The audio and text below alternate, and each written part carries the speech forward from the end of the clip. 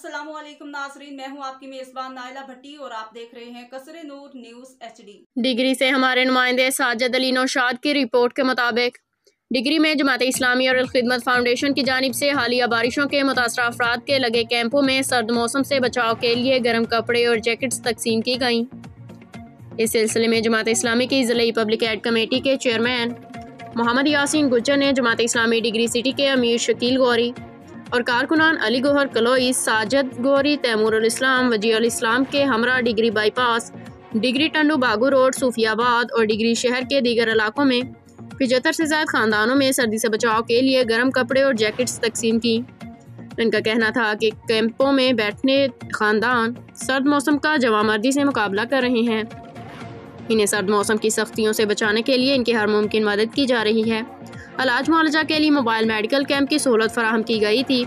अब गर्म कपड़े और जैकेट्स दी गई हैं। मुखैर हजरात भी इन फलाही सरगर्मियों में अल खिदमत फाउंडेशन का साथ दें ताकि हम सब मिलकर मुतासरीन की मुश्किलात का मुदावा कर सकें। रिपोर्ट साजिद अली नौशाद, नुमाइंदा कसरे नूर न्यूज़ डिग्री। अब तक के लिए इतना ही। मज़ीद खबरों और अपडेट्स के लिए देखते रहिए कसरे नूर न्यूज़ HD। ताज़ा तरीन अपलोड्स की नोटिफिकेशन हासिल करने के लिए हमारे चैनल को सब्सक्राइब करें और साथ में दिए गए घंटी के निशान को दबाना ना भूलें।